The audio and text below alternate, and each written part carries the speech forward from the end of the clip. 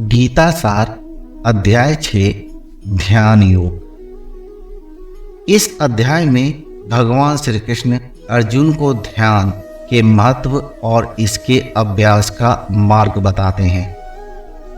श्री कृष्ण ध्यान के माध्यम से आत्मा की उन्नति और मुक्ति प्राप्त करने के बारे में समझाते हैं। ध्यान योग का मुख्य उद्देश्य मन और इंद्रियों को नियंत्रित करके आत्म साक्षात्कार करना है। श्री कृष्ण अर्जुन को सिखाते हैं कि किस प्रकार नियमित और सच्चे ध्यान से व्यक्ति अपनी आत्मा को जान सकता है और परमात्मा से एक रूप हो सकता है। यह अध्याय ध्यान की प्रक्रिया, उसके लाभ और कैसे एक योगी ध्यान के माध्यम से मुक्ति प्राप्त कर सकता है, इन सभी पहलुओं पे ध्यान केंद्रित करता है। श्री कृष्ण बताते हैं कि योग के बिना किसी भी तरह की मुक्ति संभव नहीं है। योग का अभ्यास आत्म साक्षात्कार और आत्मा की उन्नति के लिए जरूरी है। जो व्यक्ति ध्यान और योग का सही तरीके से अभ्यास करता है, वही सच्चा योगी है। श्री कृष्ण कहते हैं, हे अर्जुन, जो व्यक्ति योग के मार्ग पे चलता है और अपने मन और इंद्रियों को नियंत्रित करता है, वह सच्चा योगी है। बिना योग के कोई भी व्यक्ति आत्म साक्षात्कार प्राप्त नहीं कर सकता।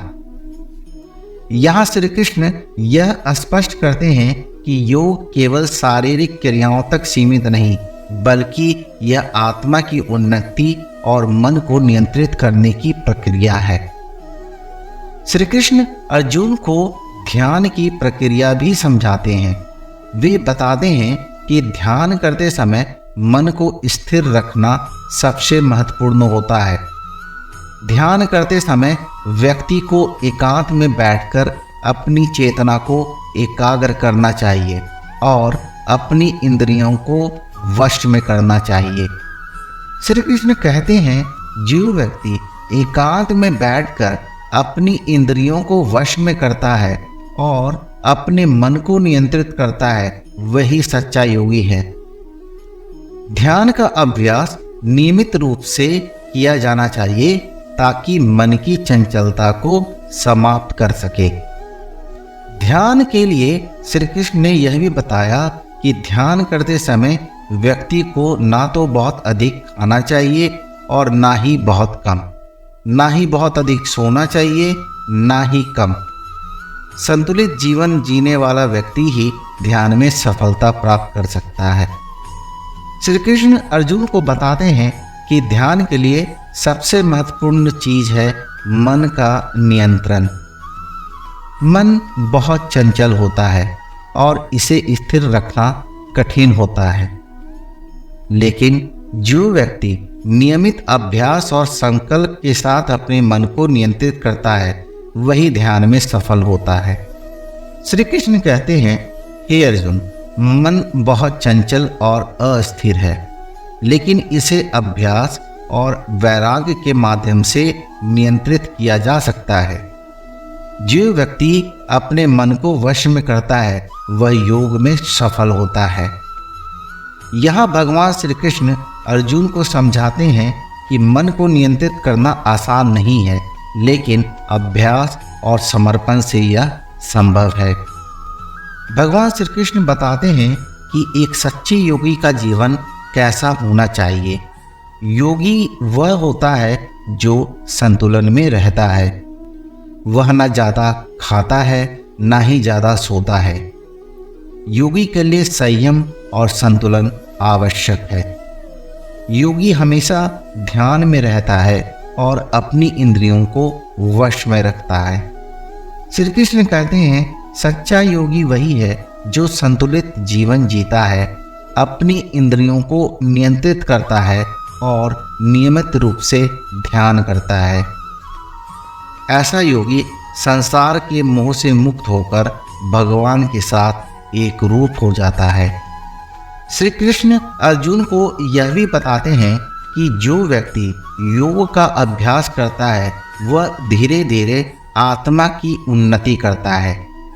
चाहे योग में कितनी भी कठिनाइयां क्यों न हो, योग का अभ्यास कभी व्यर्थ नहीं जाता। जो व्यक्ति अपने जीवन में योग का अभ्यास करता है वह अगले जन्म में भी इस उन्नति को प्राप्त करता है। श्री कृष्ण कहते हैं, जो व्यक्ति इस जन्म में योग का अभ्यास करता है, अगर वह इस जन्म में मोक्ष प्राप्त नहीं कर पाता तो अगले जन्म में उसे और उन्नति प्राप्त होती है।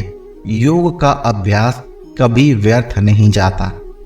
श्री कृष्ण अर्जुन को बताते हैं कि सभी योगियों में से वह सबसे बड़ा योगी है जो पूरे समर्पण और प्रेम के साथ भगवान की पूजा करता है।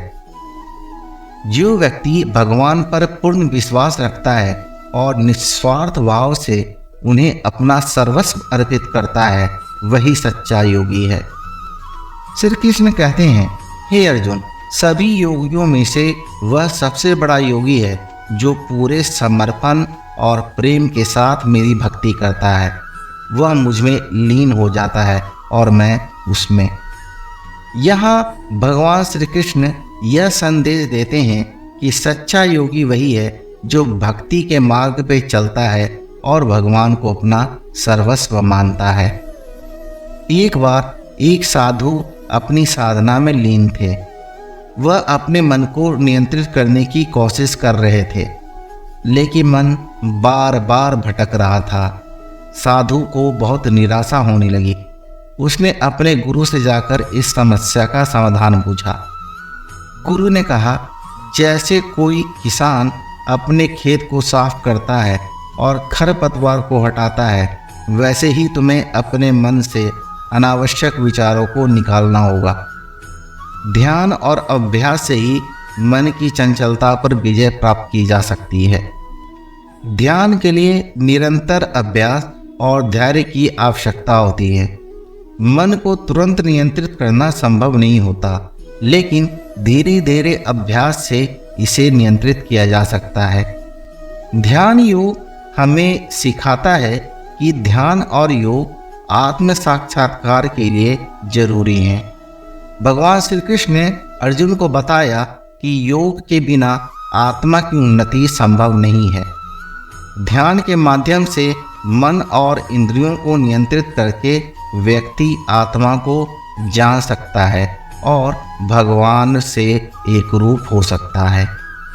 इस अध्याय का मुख्य संदेश यह है कि ध्यान और योग का नियमित अभ्यास जीवन में शांति और मुक्ति प्राप्त करने का मार्ग है।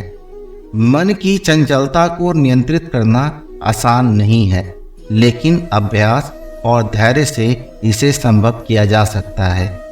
सच्चा योगी वही है जो अपने कर्म और ध्यान के माध्यम से भगवान को समर्पित होता है। गीता सार अध्याय 6 ध्यान योग समाप्त।